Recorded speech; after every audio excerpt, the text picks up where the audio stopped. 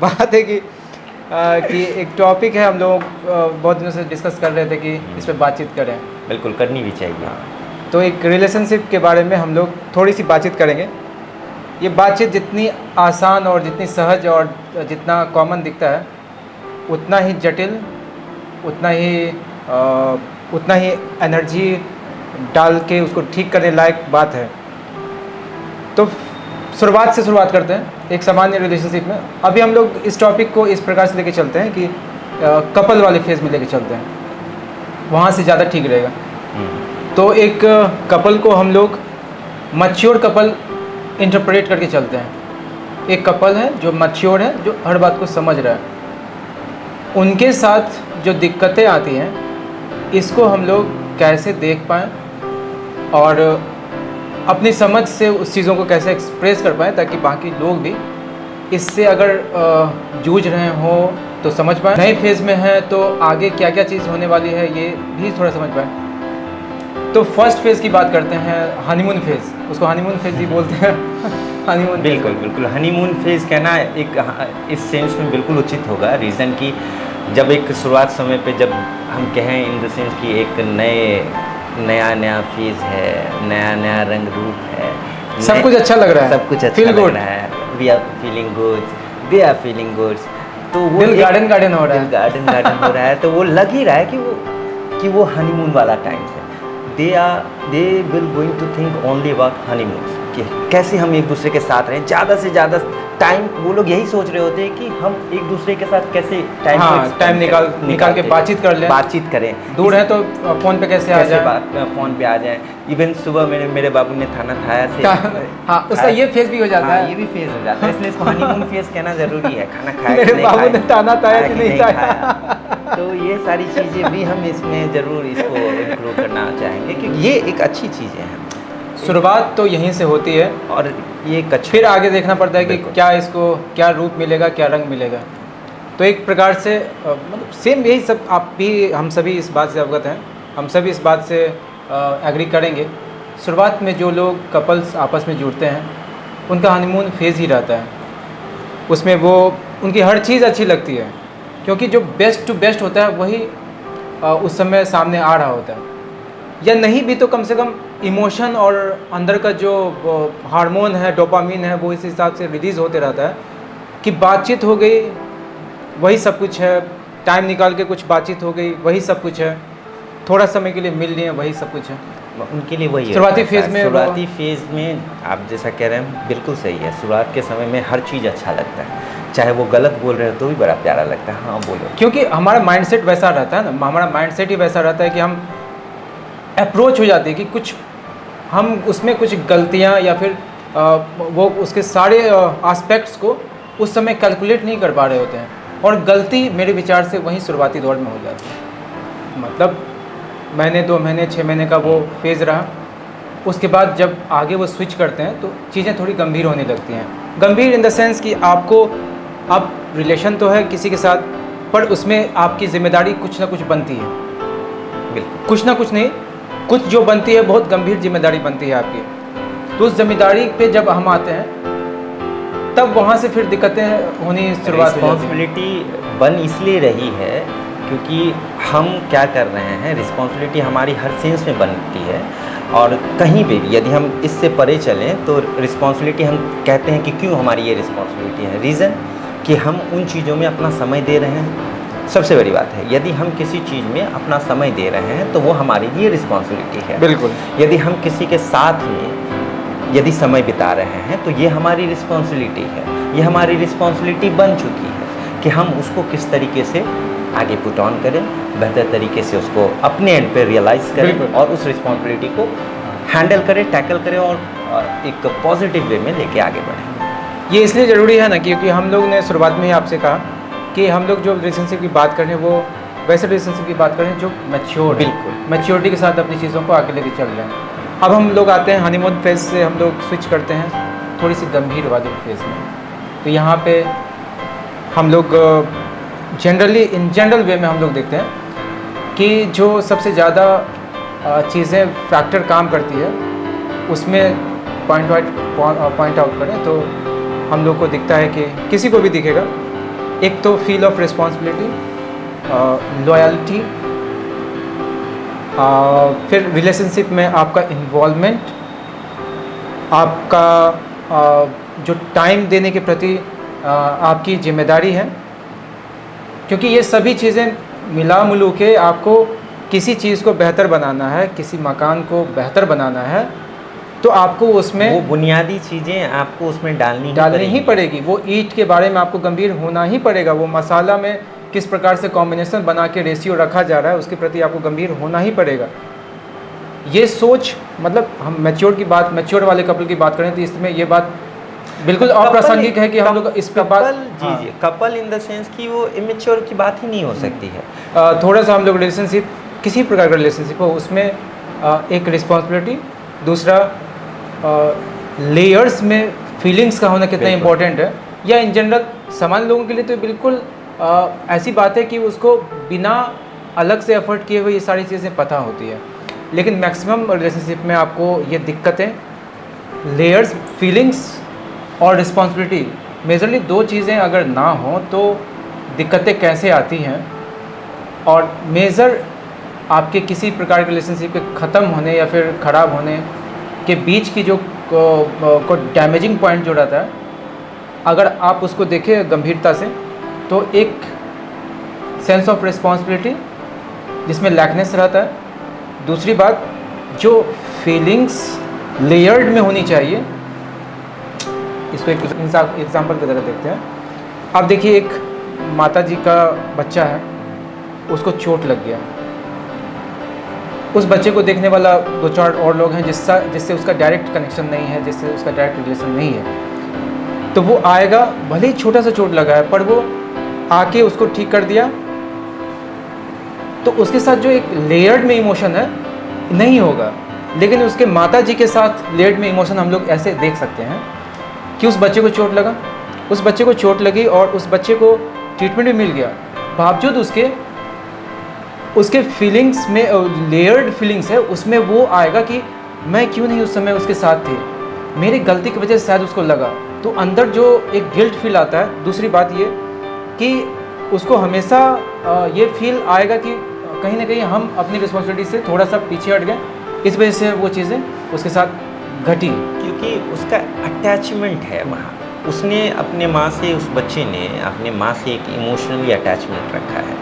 बच्चे को लग रहा है कि बच्चे को यदि ज़रा सा चोट ना आए या चोट आए भी गंभीर रूप से भी, यदि वो छोटा भी चोट लग जाए ना, छोटा भी चोट, मैं गंभीर चोट की बात कर लेता हूँ। यदि मान लीजिए बच्चे को एक गंभीर चोट भी आया है, हम और आप उस बच्चे को समझाएंगे, पुचकारेंगे, बच्चा चुप नहीं होगा, क्योंकि उसका इमोशनली वो हमारे से कनेक्टेड नहीं है, वो हमारी इमोशंस को नहीं समझ रहा है।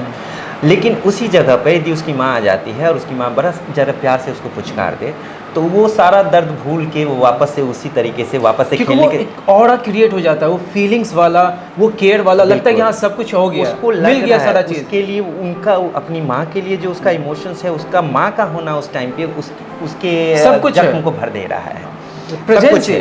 क्योंकि वो सिर्फ वो माँ नहीं, कोई एक व्यक्ति नहीं आके वहाँ खड़ा हुआ है, वो व्यक्ति फीलिंग है, इमोशन, एनर्जी। मैं आपसे यही चीज़ कहना चाह रहा हूँ कि साथ होने का मतलब ये होता है कि आप लेयर्स में इमोशन के साथ उसके साथ रहते हैं। दिखावटी कुछ नहीं करना होता है इसमें कि आप 10 बार कॉल कर लीजिए, ये कर लीजिए। आप एक बार दिन में एक बार ही कॉल कीजिए, किसी भी गंभीर स्थिति में काफ़ी है। आप उस कंप्लीट पोटेंशियल, कंप्लीट उस एंथुजियाज्म के साथ, आप उस रियल एंथुजियाज्म कि ये नहीं कि हम 10 बार कॉल करते हैं, हाँ ठीक हो, या लड़का या लड़की किसी की बात करें तो, लेकिन जो आप एक बार ही करें। आप व्यस्त हो सकते हैं अपने काम में, आप फ्री हैं, अगले आदमी को पता है कि ये इनका होना बहुत ज़रूरी था, बात करनी थी, बहुत सारी बातें हैं, आप समय नहीं निकाल पाए, कोई बात नहीं। लेकिन जब अब आए तो आप कंप्लीट उस एंथुजियाज्म के साथ, उस फीलिंग्स, लेयर्ड फीलिंग्स के साथ आप 2 मिनट ही बात कर लीजिए, तो सारी दिन भर की चीज़ें जो हैं वो सब कुछ रिपेयर हो जाएंगी। अब इसमें एक और चीज़ है, वो ये चीज़ ये है कि अगर आप एक आदमी है, एक संबंध में जो 2 आदमी है, वो इसी ढंग से गिव एंड टेक पे चलता है, एक बैलेंस वाला काम। अगर उसका फुल फीलिंग, उस इमोशन का फुल फीलिंग नहीं कर पाए आप, तो एक खालीपन रहा, बिल्कुल। एक खालीपन रहा। अब नेक्स्ट टाइम फिर से वही खालीपन रहेगा।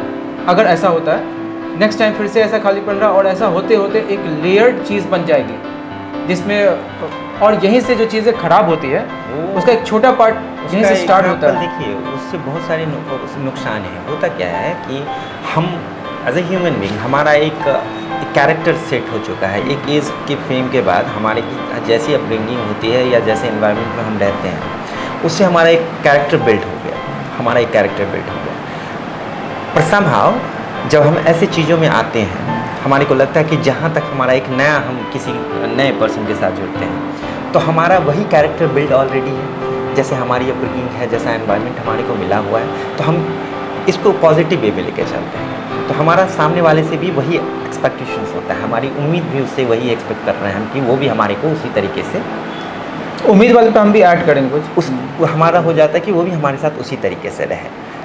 ये एक बड़ा मुश्किल वाली चीज़ें हैं, जहाँ पर चीज़ों को बैलेंस करना जो है वो मुश्किल हो जाता है। और वहाँ आने के बाद होता क्या है कि यदि जब आपको ऐसा फील होता है, क्योंकि आपने सोचा ये जो पास में था उन्होंने आपसे बॉन्डिंग बनाया था, उन्होंने ऑलरेडी आपको ऐसा दे दिया कि आपको बनाने की ज़रूरत नहीं पड़ी, बन गया वो बॉन्ड। जैसे फैमिली लोग हैं जिन्होंने आपको जन्म दिया, आपके भाई हैं, बहन हैं, मम्मी है, पापा हैं, कुछ दोस्त भी होते हैं, सबके साथ ऐसा रिलेशन होता है। लेकिन यहाँ आपने रिलेशन क्रिएट करा है, आप बनाने जा रहे हैं रिलेशन, आप बिल्ड कर रहे हैं रिलेशन, तो आपको ये उम्मीद रखना होता है, आप ये सोच के चलते हैं कि हम जो सोच रहे हैं उसी तरीके से सामने वाला भी सोचे, तो वहाँ हमारा मैच करे। लेकिन जब वहाँ लगता है कि मैच नहीं हो रहा, तो क्योंकि हमारा कैरेक्टर बिल्ड कैसा हो चुका है कि हमारे को सब कुछ बना बनाया मिल रहा है, हमारे को एक अच्छा फैमिली मिल गया, हमारे को एक अच्छा फ्रेंडशिप मिल गया, एक अच्छा एनवायरनमेंट मिला है, तो हमारे अंदर वो चीज़ें नहीं हैं रिजेक्शंस की, या फिर हमारे को ये नहीं बन रहा है कि सामने वाले से यदि हम अच्छा ट्रीट करेंगे तो मेरे से बुरा करेगा ट्रीटमेंट। इसकी भी उम्मीद आप लेकर चलें रिलेशनशिप, लेकिन ये हमेशा नहीं चलना चाहिए। इसका भी एक लेयर है, जैसा कि अब इससे पहले आप लेयर की बात कर रहे थे, तो लेयर बाय लेयर इमोशंस इसी तरीके से आनी चाहिए। फर्स्ट अटेम्प्ट पे नहीं आ रहा है, कोई इशू नहीं है, सेकेंड अटेम्प्ट पे आएगा, लेकिन वो इमोशंस के लिए सामने वाले के पास भी थोड़ा ना थोड़ा लेयर रहने की ज़रूरत है। यदि उसका लेयर है ही नहीं किसी भी तरीके से, उसका इमोशंस है ही नहीं, तो मेरा मानना है कि उस जगह पे अपने इमोशंस को डालना वो भी आपके लिए नुकसानदेह होगा। बेवकूफ़ी हो जाएगी। आप एक बार यहाँ से सीख सकते हैं या समझ सकते हैं, या उसको अपने जानकारी के हिसाब से रख सकते हैं। आपकी चीज़ों को आप चेकआउट करना हो, चेकलिस्ट भी आपको हम लोग आगे बातचीत करेंगे, लेकिन एक मोटे मोटे तौर पे आपको ये बातें भी, अगर आपके पिचेस, इमोशन का जो लेयर्ड पिचेस है वो अगर मैच नहीं कर रहा, जैसे जितना एंथुजियास्टिक आप हैं अपने रिलेशनशिप को लेके, मतलब नॉर्मल एंथुजियाज़म जो होता है नॉर्मल लाइफ में, एंथुजियाज़म अगर सामने वाले के दिमाग में नहीं चल रहा है, या आपको लगता है कि आपकी फीलिंग्स हमेशा ब्लैंक रह रही है, तो वहाँ पे आपको क्लिक हो जाना चाहिए कि भाई ये चीज़ें आगे काम नहीं करेंगी। ये शुरुआत में आप इसको थोड़ा सा समय दे सकते हैं कि हाँ भाई शायद समझ में नहीं आ रहा, समय दीजिए, ज़रूर दीजिए। 6 महीने 7 महीने आप उनको डायरेक्टली बोल के कीजिए कि ये चीज़ें ऐसे भी की जा सकती थी, चाहे लड़का हो या लड़की, कोई भी हो। लेकिन उसके बाद भी वो फीलिंग्स वो लेयर पे नहीं आ रही है, आपके पीछे आप हमेशा असंतुष्ट ही रह पा रहे हैं, लॉजिकल वे पे असंतुष्ट ही रह पा रहे हैं, तब आपको समझिए कि एक दिमाग में क्लिक होना चाहिए। अपना एफर्ट आप गलत जगह लगा रहे हैं, आप तो आपका एफर्ट को जाया कर रहे हैं, क्योंकि आप एक बेस लाइन लेके चलिए सामान्य रिलेशनशिप में कि जो एक्सचेंज होगा इमोशन का वो दोनों साइड से होना चाहिए। अब एक साइड से लगातार इमोशन का फ्लो उस डीप फीलिंग के साथ हो रही है, और सामने वाले को अगर फ़र्क नहीं पड़ रहा है या फिर सामने वाला उस हिसाब से अवेयर नहीं है, फिर समझिए कि, और इसमें आपने काफ़ी समय दिया भी, बहुत अच्छे से आपने प्रयास किया कि वो चीज़ें अगर उनको नहीं दिख रही है, अगर आपको वो चीज़ें खल रही हैं, तो आप सामने वाले को बताएं भी, उस पर बहुत सारा काम भी किए, बार बार टोक भी रहे हैं। समानतः बातचीत वाली बात ले लें। अभी जो एक उदाहरण था मेरा कि आप दोनों अलग अलग जगह पे रह रहे हैं और आपकी बातचीत तो एक समान बातचीत की आपकी अपेक्षा है, तो समान बातचीत में ऐसी स्थिति आ गई कि वो व्यस्त हैं अपने कलीग के साथ, या फिर अपने मीटिंग्स में, ऑफिस में कुछ काम ऐसा आ गया, आपको बहुत ज़रूरत है उनकी, ये लड़का या लड़की किसी की हो सकती है ज़रूरत। किसी भी और जब आप फ्री होके आएँ तो उस फीलिंग्स, अब मेनली क्या होता है कि ये रिलेशनशिप एक्सचेंज ऑफ फीलिंग रहता है। बिल्कुल वही इमोशंस का खेल। टोन, पिचेस, सभी चीज़ आपको, आप अगर आप रिलेशनशिप में होंगे तो आप ये बिल्कुल आराम से पता कर पाएंगे। आपके फ़ोन टेक्सटिंग से, जब आप टेक्स्ट करते हैं तो टेक्स्ट से भी आपके इमोशन का पता चल जाता है। कॉन्वर्सेशन में आपके फ़ोन में जो आपकी टोन निकल रही है, आपके फीलिंग्स की जितनी कदर हो रही है वो आप समझ सकते हैं, आपको तुरंत क्लिक कर जाएगा। तो आप अगर ये देखें कि बार बार आपके फीलिंग्स को हर्ट किया जा रहा है या फिर समझा ही नहीं जा रहा है और एक साइड से ही सारी गलतियां लगातार होती चली जा रही हैं, तो फिर आप समझिए कि आप एक गलत जगह फंसे हुए हैं। लेकिन कोशिश ये रहना चाहिए कि जहाँ पे लगे कि देखिए, जहाँ कन्फ्लिक्ट की बात आती है, जैसे लैक हो रहा है, चीज़ें लेयर नहीं सेट कर पा रहे हैं हम, या फिर चीज़ें हम करने की कोशिश कर रहे हैं पर नहीं हो पा रहा है, वहाँ एक टेक्स्ट जो है, एक मैसेज का कन्वर्सेशन, मैसेज में टेक्स्ट का कन्वर्सेशन, जैसा अभी आप कह रहे थे, और एक नहीं, ये नॉर्मल सिचुएशन में बोल रहे हैं। नॉर्मल कॉन्फ्लिक्ट जब हो तब तो बिल्कुल टेक्स्ट मैसेज मत कीजिए, उसमें इंटरप्रिटेशन गलत फलत हो जाता है। बिल्कुल होता है, बिल्कुल गलत फलत हो जाएगा, उसको हमेशा अवॉइड करें। आप जितना ज़्यादा हो सके ज़्यादा से ज़्यादा कम्युनिकेट करें बातचीत से। बातचीत कम से कम, बातचीत में क्या होता है कि आपके टोन, पिचेस और इमोशन की वजह से आपकी सारी चीज़ें एग्जैक्ट समझ में आती है कि आप क्या चाह रहे हैं और या आप क्या चाहते हैं, एक्चुअल में आप क्या चाहते हैं, वो चीज़ें सामने। टेक्स्ट में कभी भूल के भी ना करें, इसको नोट कर लें आप लोग अपने दिमाग में। अब आते हैं हम लोग टाइम पे, वैसे हम लोग छोटी मोटी बातचीत कर ही दी है, समय देना कितना इम्पोर्टेंट है। किसी भी चीज़ में समय का जो इम्पोर्टेंस होता है, आप कोई भी काम कर रहे हो, पढ़ाई लिखाई कर रहे हो, जॉब कर रहे हो, आप घर बना रहे हो, कोई चीज़ प्लान कर रहे हो, आपको समय देना पड़ेगा। आप ये समझिएगा कि आपने जब इच्छा हुई तब समय दे दिए, जब मन हुआ तब। आप इसको ऐसे भी देखिए ना कि कोई परीक्षा आप दे रहे हैं, आप पास कर जाइएगा क्या? हाँ, परीक्षा में आप उत्तीर्ण हो सकते हैं, नहीं हो सकते, आपको उसके लिए प्रॉपर समय देना पड़ता है, सिलेबस के अकॉर्डिंग कंप्लीट उसको करना पड़ता है हर चीज़ के लिए। आप अपने करियर को लेकर देखिए, अपनी पढ़ाई को लेकर देखिए, या किसी रिश्तेदार के यहाँ चले जाइए, किसी ने आपको इन्विटेशन दिया है, शादी में बुलाया है, मुंडन में बुलाया है, जनेऊ में बुलाया है, जो एक नॉर्मल कल्चरल भी चीज़ में चले जाइए, कहीं भी बुलाया, यदि आप वहाँ समय नहीं देते हैं तो वहाँ भी आपकी कदर नहीं हो पाती है। आपको समय देना है, आपको उनकी बातों को सुनना है, समझना है, फिर अपनी बातें कहनी है। मतलब रिलेशनशिप में तो समय देते रहना है। रिलेशनशिप का तो मेन आपको जो आधार है, उसमें एक आधार आपका समय देना भी है। समय देना मतलब ये नहीं कि 24 घंटे उसके पीछे पड़े रहिए या 24 घंटे का समय देना है। समय इन द सेंस कि वो समय 5 मिनट का ही हो, 24 घंटे में 5 मिनट का ही समय हो, क्वालिटी टाइम। आप एक बात बताइए, आप अगर आपके रिलेशन में कोई आदमी ऐसा हो कि अपने फैमिली के साथ गया है, अपने फैमिली के साथ ही गया हो और उसको 3 रोज़ 4 रोज़ में 2 मिनट आपसे बात करने के लिए समय नहीं मिल रहा हो, तो ये सब ऐसा पॉइंट है जहाँ पे आप लोग को थोड़ा सा क्लिक हो जाना चाहिए कि भाई कुछ ना कुछ गलत चल रहा है। तो ये प्रैक्टिकली आप देखिए कि 3 रोज़ 4 रोज़ का कोई ट्रिप हो, सामान्यतः जितने भी कपल्स होंगे इस बात को समझ रहे होंगे, कहीं ना कहीं किसी न किसी तरह से उनके पास 2 मिनट के लिए, 4 मिनट के लिए समय निकाल पाना कोई बहुत बड़ी बात नहीं है। अगर किसी को समय नहीं मिल पा रहा है तो आप समझिए कि आपके प्रति उनका इमोशन किस लेयर में आया हुआ है, कितनी आपके प्रति उनका समर्पण है, सभी चीज़ें आपको। लेकिन ये बात है ना, ये बात है ना कि उस समय पता नहीं चलता है, उस समय पता नहीं चलता है, उस समय ये सब सारी चीज़ें समझ में नहीं आती। मेरे लिए इम्पोर्टेंट जो चीज़ें होंगी, इम्पोर्टेंस बहुत ज़रूरी है। यदि किसी भी रिलेशनशिप में एक दूसरे को इम्पोर्टेंस देना ज़रूरी है। ठीक है, आप वर्किंग है, आप भी वर्किंग है, आप दोनों वर्किंग है, चलिए समय नहीं मिलता, 6 घंटा टाइम नहीं मिलेगा, 8 घंटा टाइम नहीं मिलेगा। हम तो 5 मिनट की बात बोल रहे हैं, 5 इमोशन के साथ 5 मिनट 2 मिनट की बात कर लीजिए, कोई बात नहीं। आप खाना खाने के लिए आते हैं, आप सोने के लिए जाते हैं, आपके पास उस टाइम पे तो टाइम मिल जाएगा, है ना।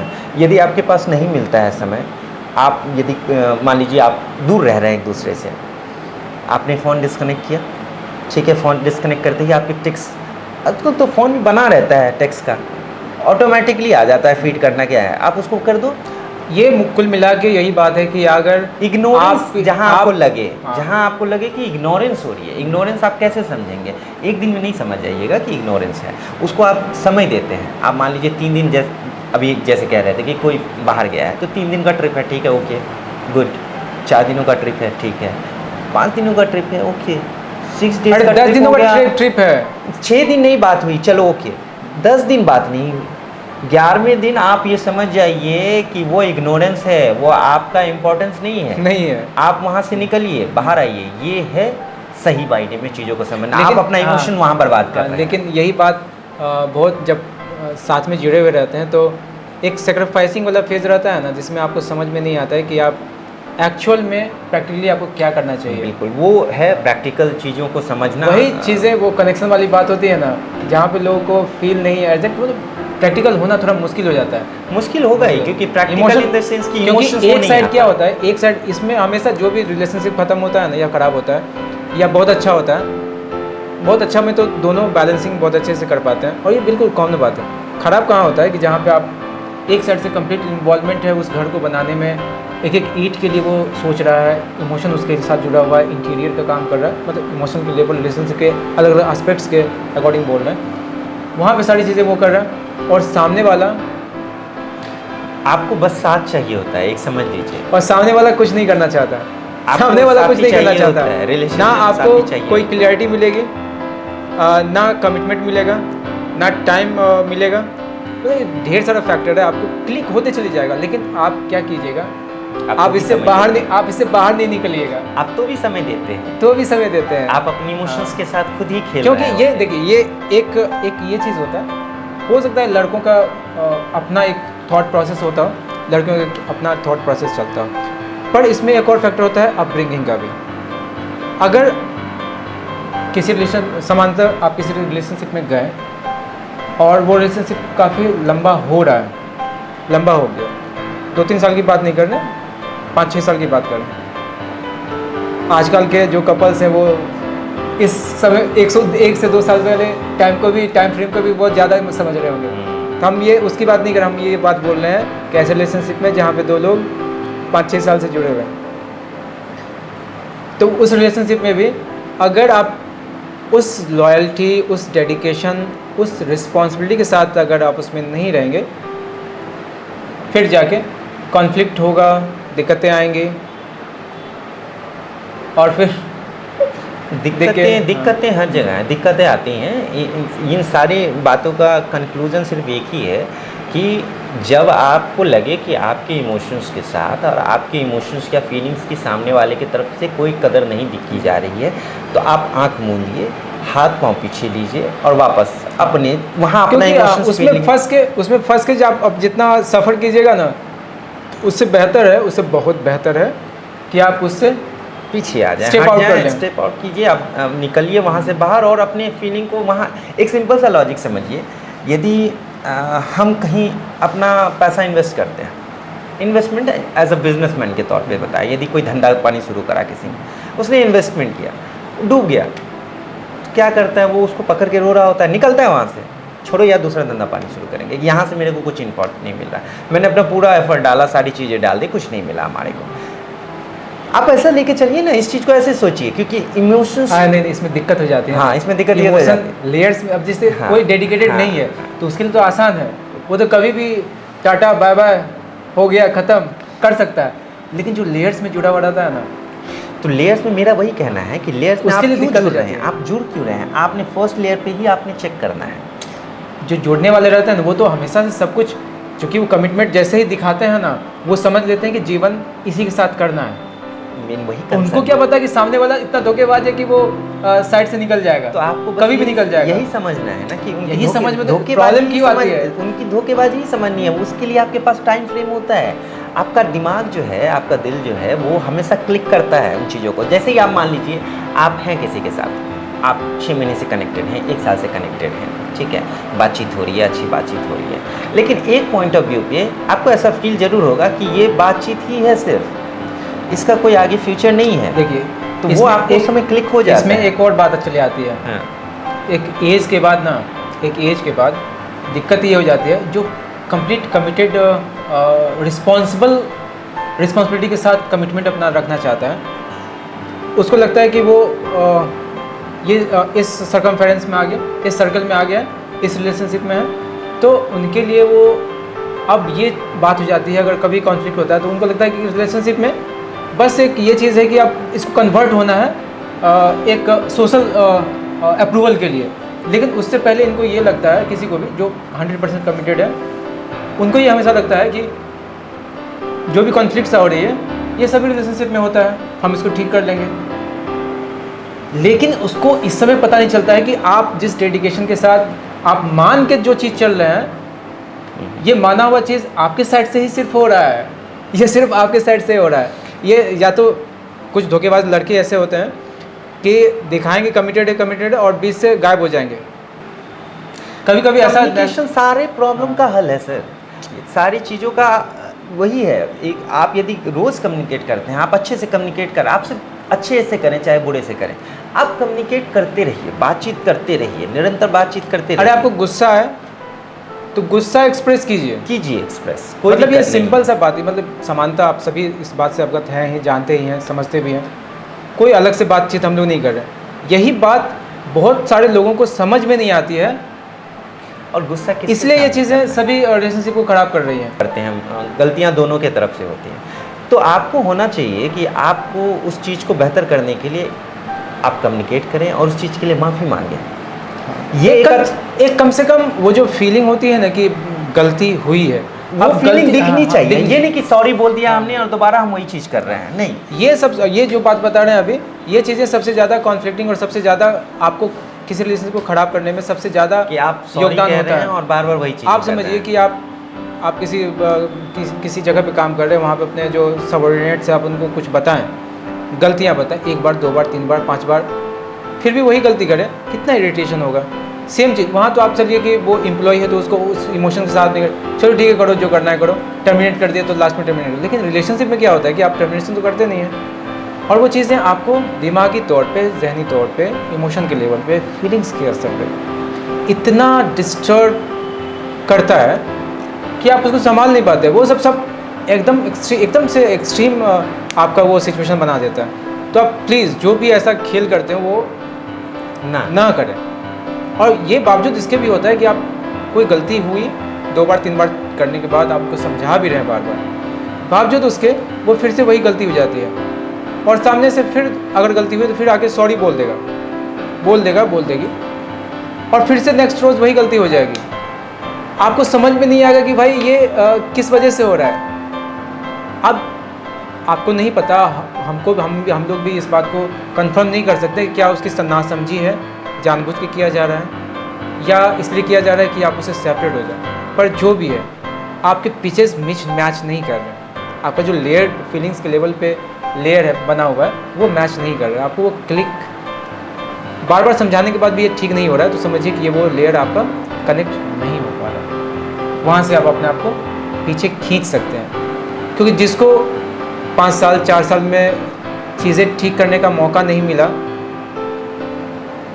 बहुत कॉमन बात है। अगर कोई ठीक करना चाहे, अगर आप दिमाग तो है ना सबके पास, किसी चीज़ को ठीक करने का दिमाग तो है ना, कोई ठीक करना चाहे तो अपना एफर्ट लगाएगा, एटलीस्ट वो अपने तरफ से कुछ प्रयत्न तो करे, दिखे तो सही एफर्ट। यदि मान लीजिए आपको सामने वाले से कोई प्रयत्न नहीं दिख रहा है, कोई एफर्ट ही नहीं दिख रहा है कि चीज़ें बेहतर हों, उसको आगे अच्छे से परस्यू किया जाए, ऐसा जब आपको नहीं दिख रहा है तो यकीन मानिए आप गलत जगह पे हैं, आप वहाँ से निकलिए।